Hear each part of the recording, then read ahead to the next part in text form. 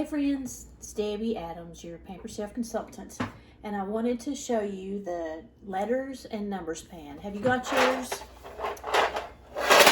Did you get this and think, what do I do with all of this stuff? I understand your frustration.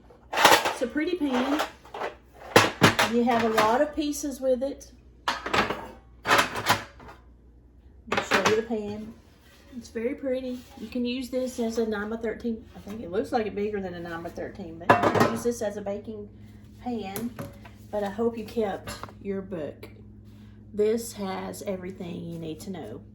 When you're ready to make a cake, make it like a letter, here you go. If you want to make a numbers cake, there you go.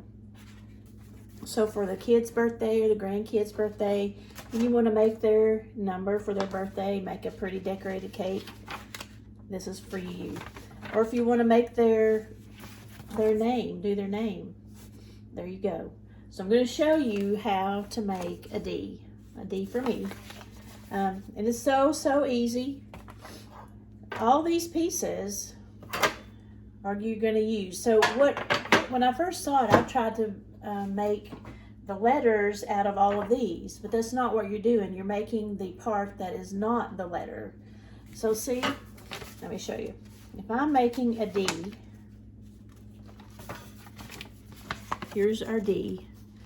I'm just going to put down the pieces in the middle of the D right here.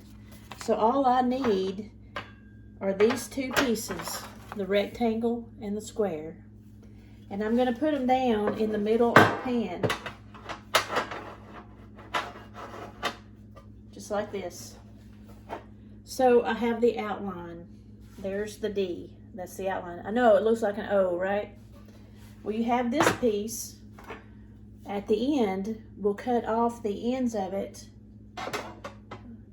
right here to make the D. So we'll cut off right there, and we'll flip it over and cut off right here. So after your cake is made, you'll make the indentions. So here's my D right here. So you see how those right there, those corners are cut off? That's what you'll do with this. Let's say you wanted to make a J. I haven't practiced the J yet. So J's got several pieces in it. Here's the J. Both of my kids' names are J's. So what I would do then, I'm making the J, but it looks like when you put it in the pan, it's backwards, so that when you flip it over, you flip it out, it'll be right. So what you would do is take these two pieces and lay them first, and then you're going to take both of those squares. You have two squares, lay them next. Then you're going to take, you have 3 of these, but you only want 2, and we're going to put them over here. So you line them up on those squares on the bottom of your pan. So there you have, this is our J. It's backwards. It's really hard to see there. I need an above angle, but it's backwards. Here's the J. So when I flip it out, the J will be right. There'll be no need to cut off any corners, unless, well, it does have it. So we'll cut off the bottom corners of the J right here, if you wanted to. So you would cut off, after you flipped it, you'll cut down here and turn this over and cut down there. So to make your J. So that's how you use it. Now, let me go back to my D. I mixed up brownies. I didn't mix up a cake, but I did mix up brownies to do my D. So this is all you have to do right here. And I'm gonna pour my mixture, my brownie mix. Oh, you know what? Whew, good thing I thought fast. I need to spray this pan. It's not a non-stick pan. So let me get my spray. It's kind of good that I hadn't done this yet, because I like to tell you that I like to use the cooking spray that has flour. This one has flour. This one is Food Club brand. Joy, I think, has a brand, has a flour spray with flour. When you're making cakes and things, that definitely helps. So get the spray with flour. Okay, now I'm ready. My pan is spraying. You know what else? We need to spray these. The cake would definitely stick to these if we did not. So there is part of my center of the D. And there's the rest of the center. So my D is the whole outline there. Now I can pour in my mixture. Whew, that was close. That was close.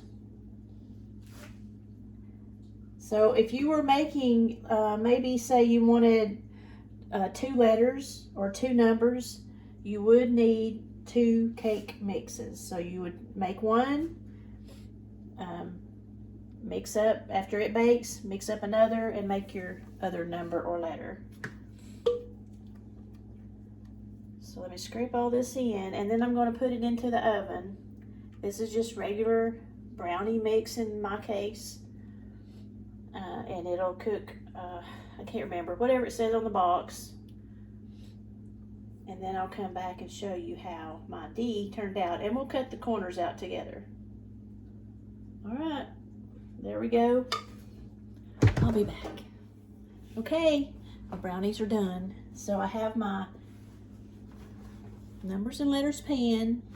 The negative pieces are what I'm using to keep the cake so I can form my D. Remember, we're making the letter D.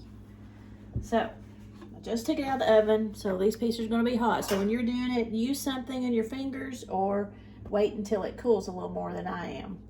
See, remember I sprayed these so they came right out.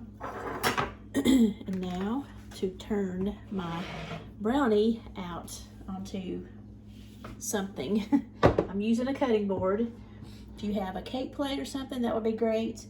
And then we're going to finish making the D. But remember, when you're making your letters, when you look at it when you're baking it, it's going to be backwards. Look at the C right here. You see how the negative pieces are in here? Well, your C is backwards. But when you flip it out, it'll come out right. You can't tell that as much on this one because I'm making the letter D. I didn't think about it at the time, but D for Debbie. But we're going to finish making the D, but so this one you can't tell it. It won't be, it's not backwards. It looks like an O. So let me flip it out so we can finish it up. Okay. There we go. There's the letter O. At the moment it's an O. There we go. Now we're going to make the rest of the D.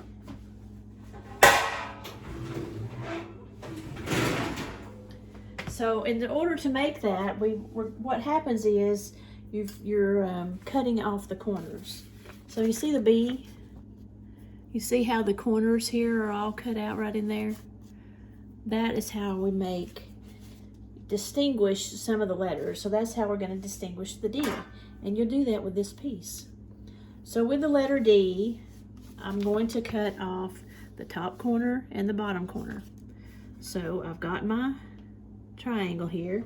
I'm just going to line it up with the top and cut down. That's a good piece of extra brownie for somebody. Then I want to flip it over and do the same thing on the other side. So I'm just lining my triangle up on the end here and the end there. So that way top and bottom are the same. Okay, so now it does look like a D. I've got a little bit of, this is just brownies, so I have a little extra crumbs there, but that's okay. I'm just going to put some regular chocolate icing on it, but there is my D. And it probably looks backwards. It may look backwards to you in the camera, I don't know. But it is a D for Debbie. So that's how you use your numbers and letters pan. I would suggest that you keep all your pieces in your pan when you're not using it. So I've got to wash it since I just used mine. But when I'm storing it, I will put all my pieces into my pan. And be sure to keep your book too. Keep it in your pan too. That way, next time you want to use it, you have everything handy and you won't have to try to figure out how to make that letter or number that you needed to use. So there you go. There's that's the idea or the instructions on how to make a cake with your numbers and letters pan. I hope you have a good time with it.